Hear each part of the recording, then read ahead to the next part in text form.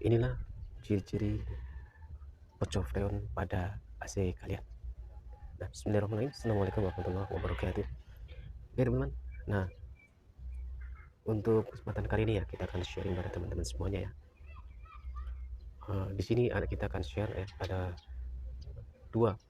dua penyebab AC kalian ya panas ya. Nah, yang pertama ya adalah AC kalian itu bocor freon ya teman.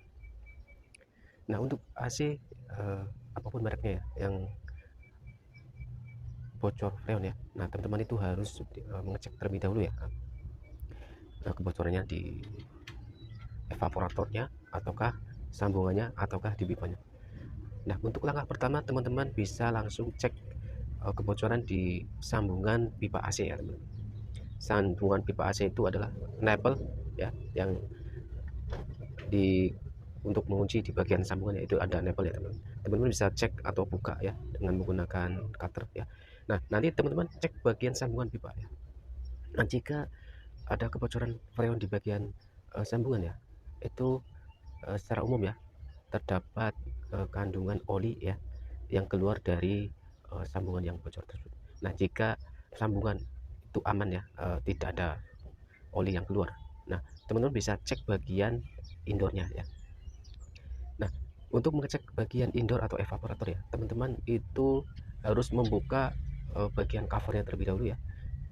Nah, jika teman-teman ingin membuka cover tersebut, teman-teman bisa juga ya membuka tutorial yang terlebih dahulu ya. Banyak sekali di plat merah ya, akun plat merah atau media sosial yang dengan logo merah tersebut ya. Teman-teman bisa nonton cara membuka cover. Setelah teman-teman berhasil membuka cover ya, teman-teman nanti siapkan senternya.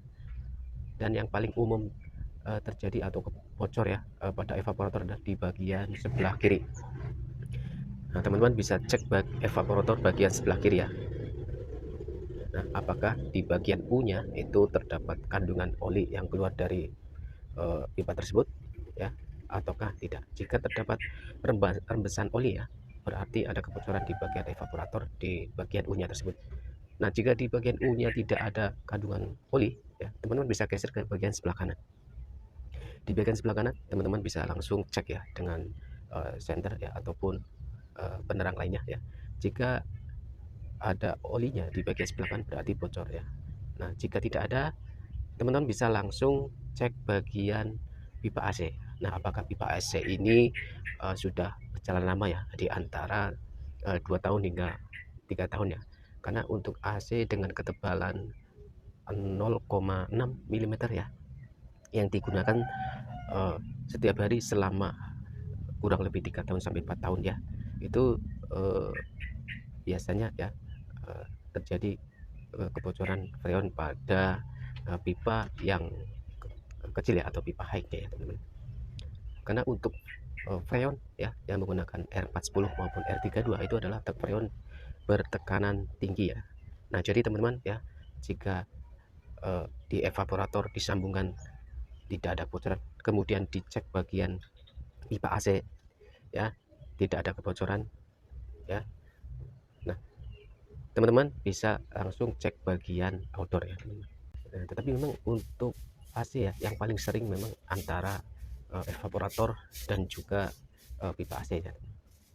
Nah, jika teman-teman mengalami kebocoran freon di bagian pipa AC ya, dan untuk mengetahui kebocoran pada pipa AC teman-teman bisa buka ya, kita seset dengan menggunakan pisau ya. Nanti teman-teman bisa cek langsung keadaan daripada pipa tersebut ya, apakah di pipa tersebut bocor atau tidak. Jika bocor di pipa AC, nah teman-teman bisa langsung melakukan penggantian pada pipa AC tersebut.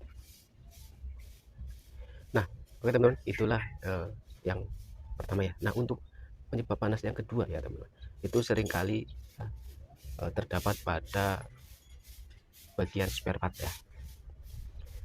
Nah, untuk yang paling sering adalah bagian spare part thermistor yang ada di bagian dalam indoor atau pengendali strum dari indoor ke outdoor. Nah, kemudian ada juga spare part yaitu kapasitor ya di bagian outdoor. Jika kapasitor ini lemah, nah umumnya di kapasitor kompresor ya, jika lemah dan ini akan menjadikan kompresor tidak stabil ya, dan terjadilah AC panas. Nah, jadi kesimpulannya adalah yang pertama penyebabnya adalah pada kebocoran freon, yang kedua ada pada spare part AC-nya ya, yaitu di bagian termistor maupun di bagian kapasitor. Nah, oke teman-teman, semoga informasi ini bermanfaat. Terima kasih. Assalamualaikum warahmatullahi wabarakatuh.